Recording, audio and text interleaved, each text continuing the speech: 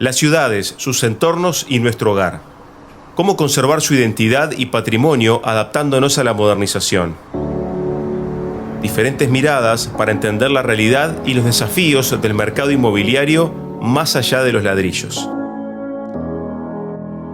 Cimientos, un podcast de la Cámara Inmobiliaria Uruguaya. Imaginar espacios. No tengo una, tengo varias vocaciones. Gabriela Pallares, arquitecta, líder del estudio Gabriela Pallares, Ministerio de Diseño y plataforma Traveltech Design Cities. Son varias actividades o proyectos que se desprenden de la vocación inicial, que es la de la arquitectura y el poder del diseño para cambiar determinadas circunstancias, digamos, ¿no? de la gente y de las empresas, por ejemplo. ¿Dónde nace? No lo tengo claro. Siempre sí tuve claro, bastante claro desde chica, como una vocación para este tipo de cosas. Siempre me gustó construir con Legos. Si bien no había arquitectos en mi familia, había gente, mi abuela con muy marcada vocación artística, digamos. Y bueno, nada, y yo como que me fui empapando de todo eso.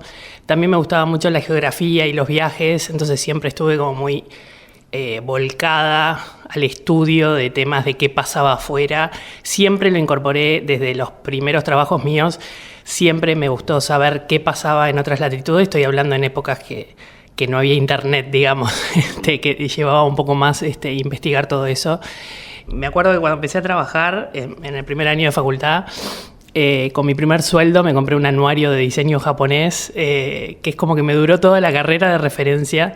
Y bueno, y siempre me gustó saber lo que había en las antípodas del mundo o acá a la vuelta, digamos, como referencia, ¿no? Y siempre lo usé mucho para mis trabajos, digamos. Esa vocación también después derivó en otras unidades de negocio con el estudio instalado, digamos. Siempre la historia de los que entramos alguna vez a una facultad es, bueno, me gusta, no me gusta, me voy, me quedo, y adentro cuando te quedás empezás a ver cosas, esto me gusta más, me interesa más. ¿Cómo fue ese derrotero en Facultad de Arquitectura cuando empezaste a meterte, fuiste avanzando año tras año y dijiste, bueno, esto sí me gusta, esto me está atrapando, esto por ahí capaz que me parecía que estaba bueno, no tanto?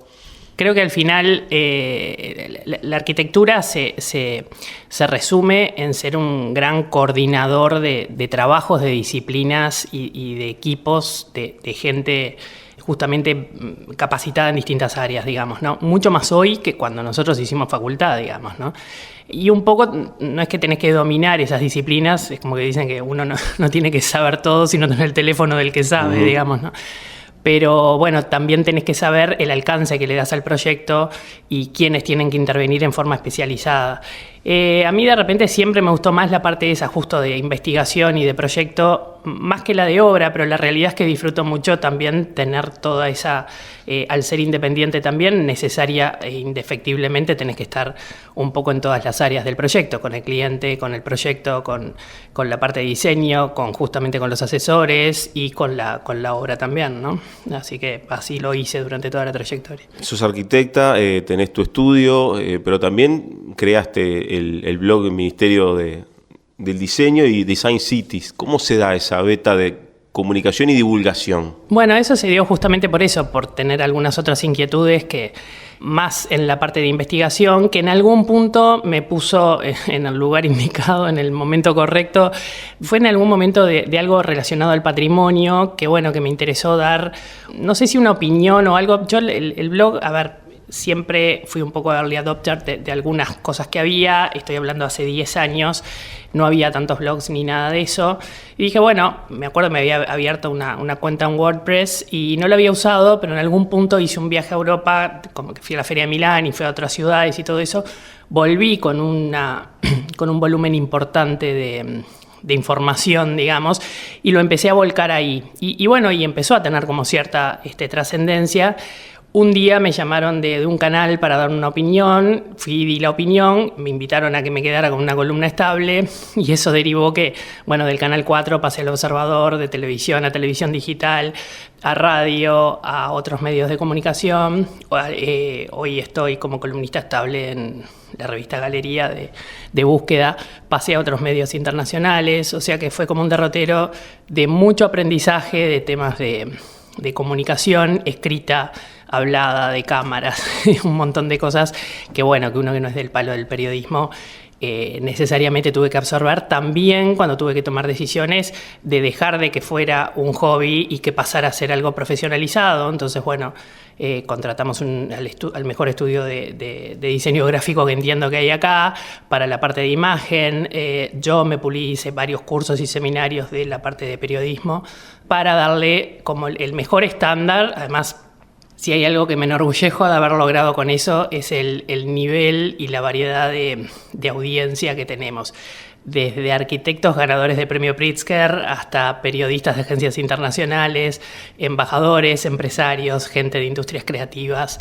Entonces, bueno, eso necesariamente eleva la vara o el compromiso con el cual yo tengo que volcar información, digamos, ¿no? Entonces, bueno, al final lo que empezó siendo una herramienta de marketing para el estudio de arquitectura terminó siendo de marketing de cualquiera menos de nosotros, pero claramente eso también ayuda a posicionar el nombre nuestro, digamos, ¿no? Entonces, bueno, por ahí un poco fue que se instaló Ministerio de Diseño como portal de noticias, que también sirvió como plataforma de desarrollo de contenidos para marcas o empresas de industrias creativas, digamos. Y eso es lo que hacemos en Ministerio de Diseño o con proyectos adicionales que fueron, por ejemplo, viajes acompañados a distintos eventos alrededor del mundo. Entonces eso también derivó la apertura de otra unidad de negocios que es la de Design Cities. En algún punto tuve que decir, bueno, quiero desarrollar todo ese contenido sin la necesidad de que esté yo presente, y ahí fue que empezamos a implementar las guías, digamos, ¿no? Precisamente, en el caso de Design City hay también premiaciones, hay reconocimientos, es decir, hay por supuesto un trabajo, pero también quiero ir un poco a lo más básico, que es la recorrida tuya por una ciudad. Te propongo esto, ¿no?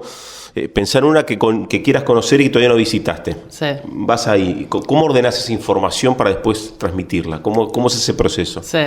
Mira, algo muy curioso que nos pasó fue cuando yo tenía el proyecto incubado en Thales Lab, que es una aceleradora tecnológica acá en Uruguay, cuando vino la pandemia, digamos, ¿no? O sea, era un proyecto vinculado a turismo, es una plataforma TravelTech que tiene contenidos de itinerarios modernos en ciudades, con la cualidad única casi de que son personalizables para empresas, ¿no? Después son geolocalizados, son contemporáneos, tienen links insertos para distintos contenidos. Pero bueno, cuando se paró todo en la pandemia, en algún punto dijimos, ¿qué pasa en Wuhan?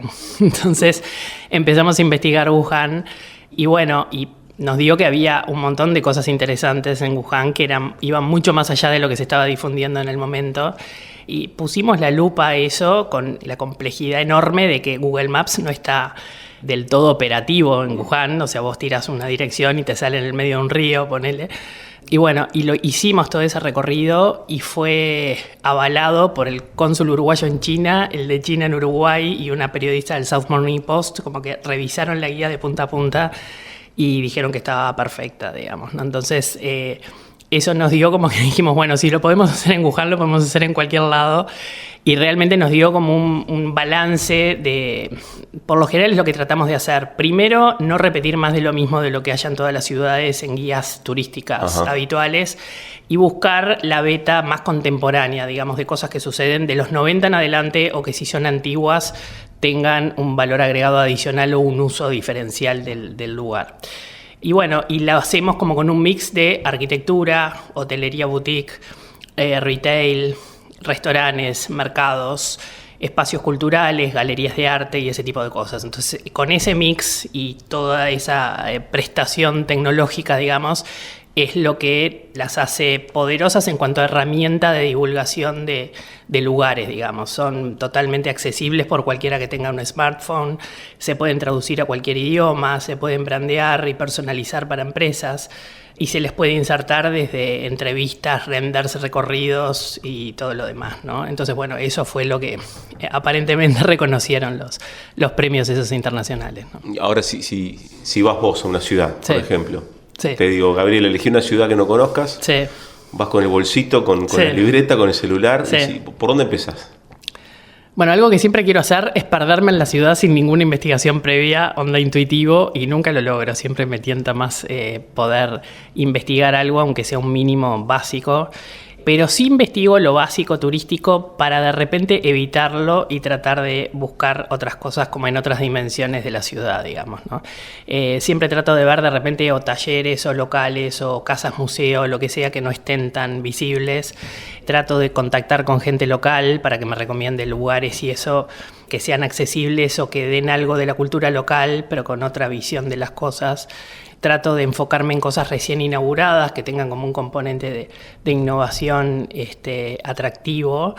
Y bueno, y moverme como en esa cosa como más contemporánea, pero que hable de lo local, digamos, ¿no? Me gustan como mucho ese tipo de cosas, que sean únicas y que uno sepa que está en ese lugar, pero que tenga el componente contemporáneo, digamos, ¿no? Quiero entrar un poquito en el tema diseño. Te lo voy a preguntar de este modo. Cuando entras a una habitación o un ambiente vacío y que está en construcción, ¿qué ves?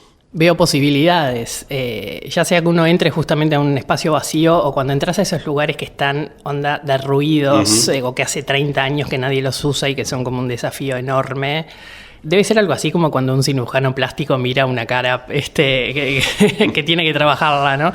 Veo posibilidades y veo posibilidades que se dan en función de restricciones de normativas o de condicionantes que tiene el cliente o de la visión que tiene uno para diferenciarlo con respecto a otros lugares que haya similares, digamos. Ese trabajo de posibilidades y de opciones que hay en función de todo eso es el proceso que es atractivo de generar, digamos, ¿no? Y cómo ese resultado puede afectar lo que es desde una relación o convivencia familiar hasta la productividad de los operarios adentro de una empresa o el nivel de facturación o de ingreso de gente o de público que tenga un showroom de vehículos, por ejemplo, ¿no? Ese tipo de cosas es lo que es el desafío de lo que tiene que hacer un arquitecto para hacer una diferencia en esos casos, ¿no? ¿Agrandar los espacios es un desafío? ¿Agrandarlos en qué sentido? Que la gente que entra a un lugar sienta que es más grande, más amplio, y ahí te pregunto qué cosas juegan de repente. La iluminación, los colores, ese proceso creativo, ¿cómo se da? Mira, creo que el agrandar un espacio de repente no tendría que ser un fin en sí mismo, sino derivado de otras cosas. Siempre me acuerdo, por ejemplo, a nosotros nos gusta mucho usar de repente una paleta de colores que a veces ponemos como cierta intensidad en el tema, ¿no? Entonces de repente la pregunta clásica a veces es, ¿y no te achica el espacio pintar un hall color, no sé, borrabino o color negro?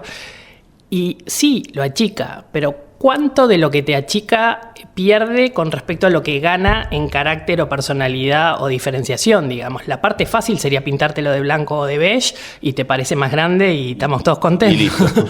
Pero de repente si le das como un componente escenográfico, pintas una pared de un color, otra de otro, o todo más oscuro, o todo de determinada forma y le pones de repente una impresión o una fotografía XL iluminada de determinada forma, con una alfombra de determinada forma o con una escultura de determinada forma, te cambia todo el resultado con muy pocos recursos. La iluminación y el color bien usados te hacen toda la diferencia. Si es más cálido, si es más frío, si es más oscuro, si es más claro, te hacen toda la diferencia en la percepción de un espacio. ¿Y por qué siempre los espacios se tienen que estar percibiendo más grandes y no mejores o más personalizados o con más carácter, digamos, ¿no? Esa cualidad o apreciación hace también a cómo resolves un espacio, digamos, ¿no? Una vez teníamos, me acuerdo, un supermercado, era como una superficie de 500 metros cuadrados, que habíamos apostado a pintar el techo de un color que era power y el cliente dudaba. Y yo un día le dije, mire, le digo, si se lo pinto de beige o de blanco estamos todos contentos y usted te queda contento. Si lo pintamos como nosotros decimos, usted va a quedar mucho mejor el tema. Y el hombre me decía, bueno, si queda mal no cambio de color, cambio de arquitecto. Bueno, nada, lo pintamos y quedaron encantados. Pero obviamente todas esas cosas tienen una cuota de riesgo y a nosotros nos gusta a veces caminar por la cornisa, muchas veces para generar resultados distintos también, ¿no? Que hay que hacerlo necesariamente. ¿Y en el ida y vuelta, vos percibís que acá en Uruguay hay aversión al riesgo? Sí, sin duda, muchas veces, o hay que argumentarlo muchísimo, o hay que... A ver, es entendible cuando uno tiene de repente recursos limitados, mide, pero una cosa creo que es el riesgo controlado. Yo nunca, siempre lo argumento las cosas, digamos, no es tirarse una piscina por tirarse, trato de dar justamente esas valoraciones de argumentaciones que, bueno, que uno pone en la balanza y lo mide, digamos, ¿no? Pero nunca es gratuitamente, siempre es argumentado, digamos, ¿no? Y por lo menos con una cuota de diferenciarse de otras opciones que hayan la vuelta, digamos, ¿no? Básicamente un poco eso.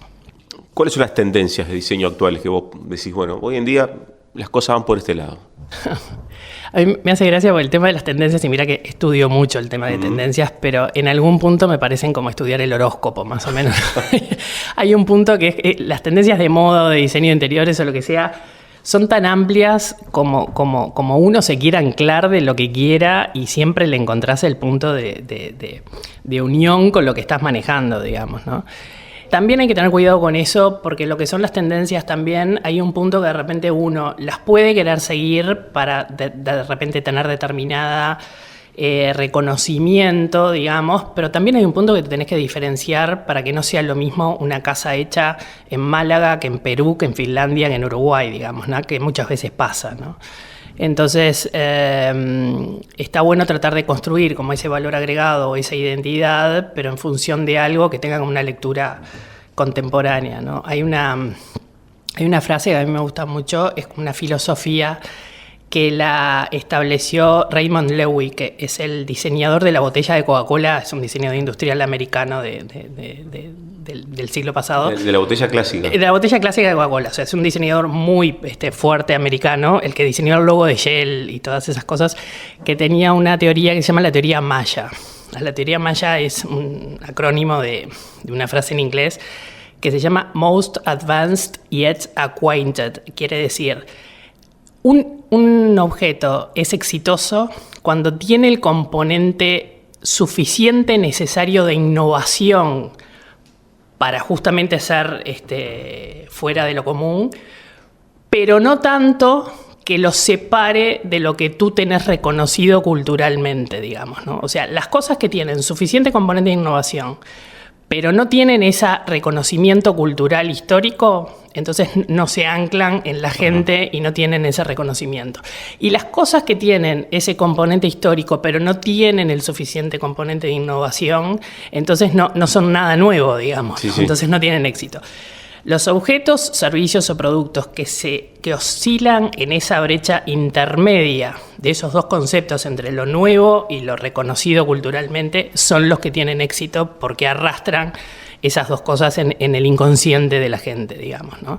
Y eso es como un poco lo que hay que tener en cuenta. O sea, uno tiene que mirar hacia afuera y ver qué hay de nuevo y todo lo demás, pero también tenés que mirar en tu entorno y ver qué es lo que la gente reconoce como tal y dotarlo como de identidad cultural para diferenciarlo también del resto de lo de afuera, digamos, ¿no? Es como un universo un poco complejo, pero sin embargo es como muy simple de implementar, pero a la vez es muy difícil también de lograr, digamos, ¿no? No todo el mundo logra ese equilibrio con un know-how o con capacidades necesarias para poder hacerlo trascender, ¿no? Está bueno, y en ese abanico entonces, si vos decís qué materiales o elementos de diseño, por ejemplo en Uruguay, tocan eso de anclaje cultural, sí, pero también van un poco a innovar. ¿Por dónde irías? ¿Sí? Estas cosas están buenas porque cubren los dos extremos. Sí, hay muchas cosas que ahora se están haciendo, por ejemplo, que se usan y a veces son transversales a experimentaciones y eso que se están haciendo desde en moda, arquitectura, todo lo demás.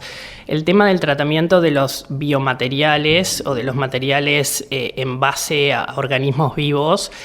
Hay desde fibras textiles basadas en hilados de vegetales como la piña, el piñatex que se llama o algo por el estilo, hasta fachadas que son bioactivas a través de algas, por ejemplo, ¿no?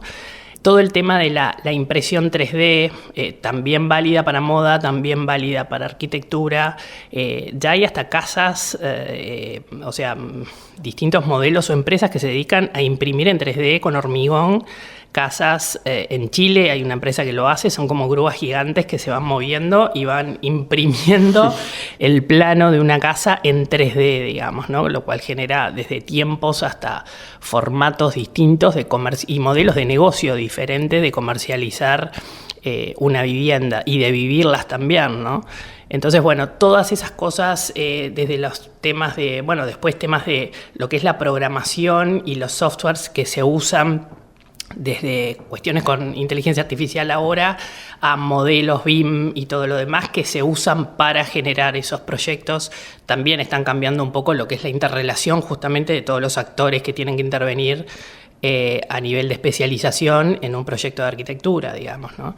Básicamente un poco eso, ¿no? Después temas de instalaciones y de robótica utilizada a acelerar determinados procesos de ejecución de una vivienda o de un edificio, también claramente está bueno. Hay que ver que la construcción de repente no fue una industria, creo que recién en los últimos 8 o 10 años tuvo como una inyección de estas cosas que vienen a mover un poco el árbol, digamos, ¿no? De repente, por ejemplo, si vamos a industrias como el agro, en los últimos 20 años, de repente sí tuvo como una inyección que le cambió diametralmente lo que es desde el monitoreo hasta la gestión de esas cosas. Sí, el uso de tecnología fue mucho más intensivo. Exacto, y la arquitectura, digamos, o sea, es como que en algunas cosas estamos igual que hace un siglo, digamos, no conceptualmente, digamos. Ahora, ¿vos percibís que Uruguay está en ese terreno de cambio, en ese proceso de cambio? ¿O todavía hay cierto conservadurismo? ¿O de repente te dicen, mira, me encantaría diseñar esto, pero, no sé, vidrio, madera, algo más... Sí, a ver, más habitual. Sí lo hay, o sea, de hecho acá hay cosas, nosotros acabamos de terminar una obra que yo cuando me paré adelante cuando el cliente me planteó determinadas cosas justamente que eran salidas de un poco de lo habitual, fui a la vidriería que era la idónea para hacerlo y el modelo era casi cosas que se hacen normalmente en Estados Unidos y acá se pueden hacer perfectamente. El tema, claro, es, bueno, de repente hay costos, digo, que son más altos, justamente por asumir ese tipo de riesgos o porque requieren importación de determinados insumos que no son los habituales, pero sí se puede, o sea, en el camino estábamos. Ser sostenible, por ejemplo, ahora que hay todo el tema de las certificaciones LEED, WELL, EDGE y todo lo demás, tener un edificio certificado en esas cosas implica tener un montón de instalaciones y todo lo demás que generan costos que son superiores a lo que es un costo por metro cuadrado habitual de un edificio que no esté certificado, digamos, ¿no? Entonces, bueno, ese tipo de compromisos no son gratis, digamos, ¿no?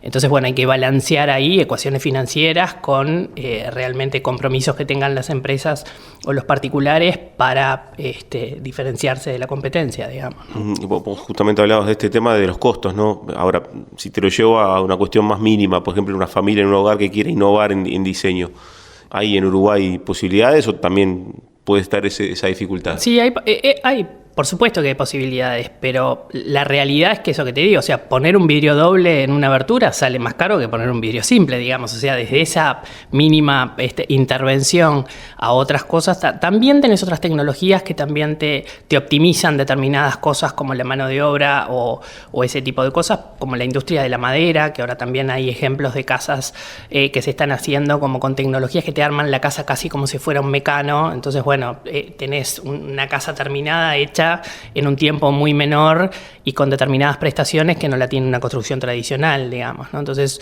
son a nivel particular también hay como nichos a explorar y experimentaciones que se pueden hacer con, bueno, de repente no es lo que usa todo el mundo y de repente tenés menos referencias de repente de cuestiones construidas a largo plazo hacia atrás, pero bueno, hay gente que se anima y traza esos caminos y bueno, son la punta de lanza de que determinadas cosas vayan acelerándose en pos de otras, por lo menos de tener más opciones, que me parece que está bueno. ¿Qué mirada tenés de estas técnicas nuevas, modelos nuevos, contenedores, casas ecológicas, materiales alternativos? Hay mucho para hacer entonces. Sí, hay mucho para hacer y de repente hay muchas cosas que también se abusa y entonces también caes como en una repetición, como el tema de los contenedores que acabas de mencionar, que de hecho tuvieron como una restricción en la normativa, creo que en áreas de Rocha o de Maldonado, porque era más fácil, digo, la gente compraba terrenos y terminaba tirando contenedores y el tema se transformaba en que tenías un balneario que empezaba a ser como plagado de contenedores por todos lados, no resueltos de la mejor forma, digamos, ¿no? Entonces, esas cosas también, tanto lo que es la normativa como lo que es el uso, tienen como que conciliarse en un punto medio de compromiso y de seriedad, digamos, ¿no? Entonces, sí, cómo dialoga con el espacio, con el terreno. Exacto, ¿no? claro, y con los vecinos y con todo lo demás, digo, o sea, no es me compro un terreno y tiro el contenedor, digo, es lo uso, para qué lo uso y en qué forma, y bueno, y de repente hay algunos que están muy bien resueltos y funcionan muy bien como vivienda y funcionan acondicionados y funcionan adaptados estéticamente para el entorno y todo lo demás, y hay otros que no, que son una lata que te calientan en el verano y te congelas en invierno y que a nivel de entorno tampoco funcionan, y bueno, ahí está usarlo como una herramienta y que también lo usás, digamos, ¿no? Contenedores y qué más me preguntaste. Por ejemplo, viviendas ecológicas, Sí. con materiales alternativos. Sí. Por ejemplo, viviendas con paredes de barro, techo sí, bueno, de eso pastos. ahí estuvo desde la escuela esa que se hizo en Jorge Berry, creo que fue. Sí, Jorge Berry con material reciclado. Con Michael Reynolds, que era un americano que tiene como todo el tema ese, que me parece que son como ejercicios muy buenos, sobre todo para ese tipo de generaciones que lo vivan desde chicos y que puedan tener como contacto con ese tipo de cosas, que ya lo tienen impregnado y ya es otra generación que tiene otro tipo de cosas donde mirar y que absorber, y con otro compromiso con el que van a crecer y van a exigir a los arquitectos de su generación también, ¿no? Te voy a plantear otro desafío desde el punto de vista de tu mirada creativa. Nos ponemos a caminar por Montevideo y te dicen, bueno, Gabriela, tenés posibilidad de cambiar cosas de la ciudad. Tenés la llave. Dale. ¿Por dónde empezás? ¿Qué sentís que es necesario hacer? Por un lugar. A ver. Un lugar. La estación de AFE. Wow. Sí, creo que es la gente de la generación nuestra, desde que soy chica, en algún momento llegué a que me llevaran creo que a almorzar, por ejemplo, al restaurante de la estación. Yo tenía el recuerdo de la heladería de la estación de AFE. Vivía a 2 cuadras. Exacto. Pero la realidad es que, a ver, ahí creo que en ese punto es la punta de un iceberg que para mí detona dos cosas muy grandes de falencias que tiene el Uruguay. Una es el cuidado de los procesos de las licitaciones que va unido al cuidado del patrimonio y qué haces por vigilarlo y protegerlo, digamos, ¿no? No se puede dar este tipo de procesos cuyo litigio lleve generaciones y arriesgue, porque de hecho el edificio se está degradando altamente, ese tipo de cosas, ¿no? Y número dos, no hay como viajar por el mundo, por el primer mundo, y no tanto, para ver el valor que tiene tener una conectividad eficiente de trenes en un país, ¿no? Desde descentralización de la economía, descentralización de la población. No puede ser que te lleve 7 horas llegar a Rivera.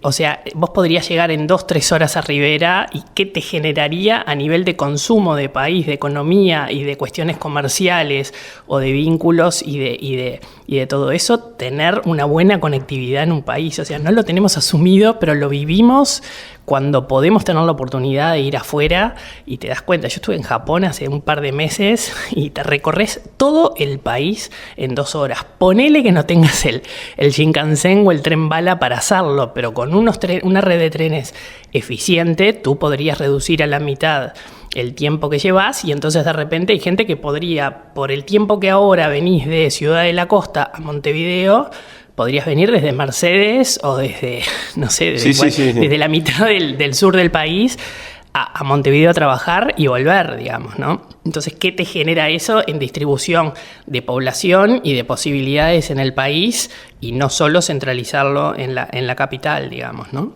Entonces, para mí, AFE significa todas las posibilidades y todas las falencias y todo eso que tiene en cuanto a gestión, en cuanto a cuidado del patrimonio, en cuanto a conectividad, en cuanto a un montón de cosas que un país tendría que tener resueltas. Si no las tenés como fomento de inversión privada, tenés que tenerlo como subsidio para que determinadas cosas se aceleren y sucedan y te muevan la economía y te lo traccionen en otros rubros, digamos. Además, eso quedó ahí. Si uno piensa 30 años atrás o más, cuando funcionaba, el puerto no estaba así, la rambla portuaria no existía, incluso los edificios del entorno no estaban. Sí, sí, sin duda. O sea, se le ha hecho toda una infraestructura alrededor que ahora, el día de mañana, si eso se recupera y queda activo, ha habido también como instancias de concursos y todos que se han hecho, que obviamente fueron concursos hechos cuando todavía no tenían la tenencia de ese lugar. O sea, cuando se tenga, va a haber que reformular todo eso y ver qué uso se le da. Ojalá podamos verlo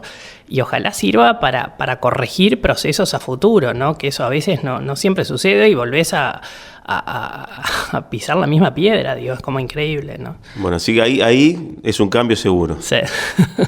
Pero recuperar eso.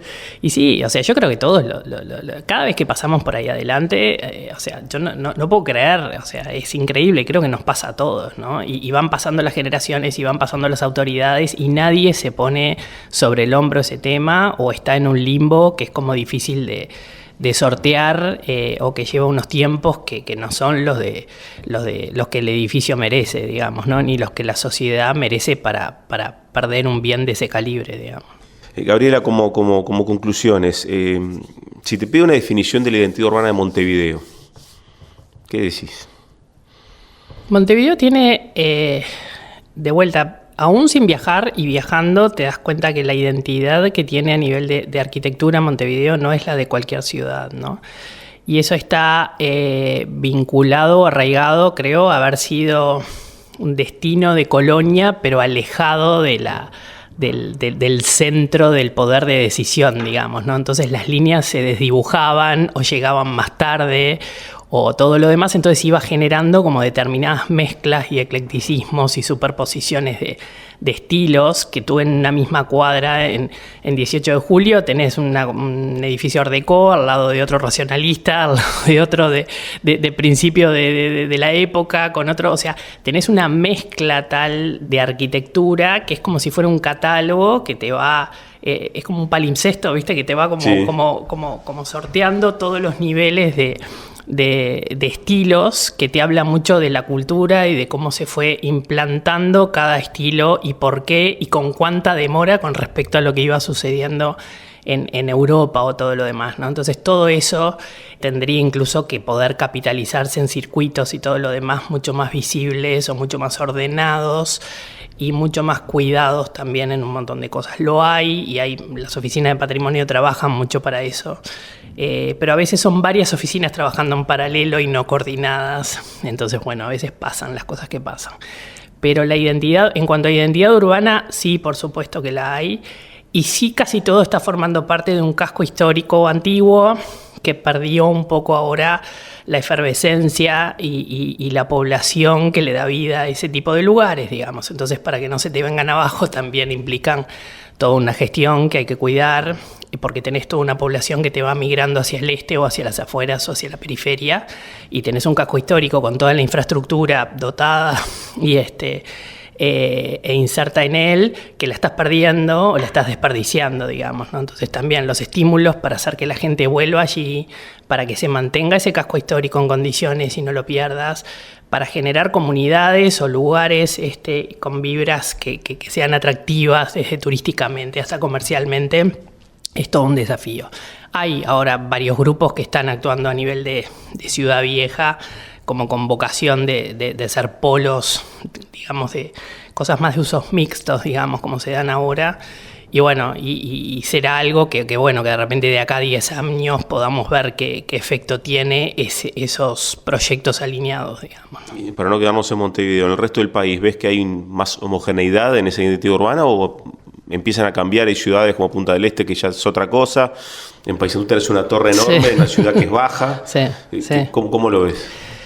Hay como muchas cosas que también a mí lo que me apasiona también es ver o investigar la gestión que hay detrás para que esas cosas sucedan, ¿no? Entonces, digo, para que tú tengas un Cipriani autorizado con determinadas cosas, tenés que ver que atrás hay una junta departamental que lo aprueba y determinadas condiciones que se dan que no siempre son las idóneas, digamos, ¿no? O tenés la ciudad que no tiene una vocación o una visión clara y está rehén del capital que se pone arriba de la mesa, y no debería suceder eso, sino ser a la inversa, ¿no? Y de vuelta también afuera hay un montón de ejemplos exitosos para poder ver de cómo ciudades antiguas o que mantienen su identidad cultural aceptan e integran construcciones contemporáneas, pero con un formato lógico o adaptado a las condiciones, digamos, que la narrativa la tenga la ciudad y no el que viene con el capital, digamos, el que se tiene que adaptar es el que viene de afuera y la ciudad dibujar la cancha para eso, digamos, ¿no? En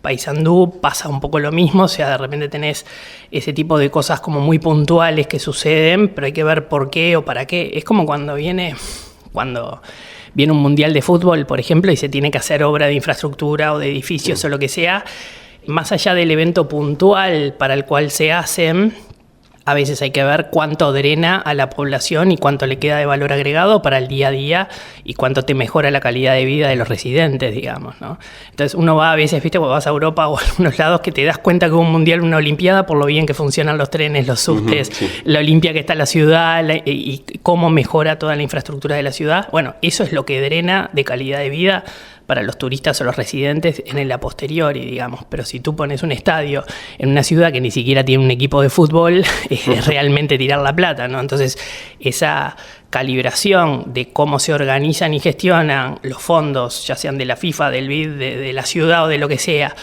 para cuánto le va a drenar a la ciudad después en su calidad de vida, creo que es lo que importa más allá de lo que resuelve puntualmente para un evento especial, ¿no? Bien, y con conclusión del tema diseño, ¿dónde percibís hoy vos las demandas más frecuentes cuando te vienen a buscar para un proyecto? Te dicen, Gabriela, quiero desarrollar esto, quiero que lo diseñes. ¿Por dónde sentís que está lo más común, el día más frecuente? Hay un poco, un poco también es como por dónde se fue uno especializando, digamos, o tratando de ser un poco más fuerte. Creo que igual nos pasó a todo el rubro y a los profesionales y a los proveedores de los rubros.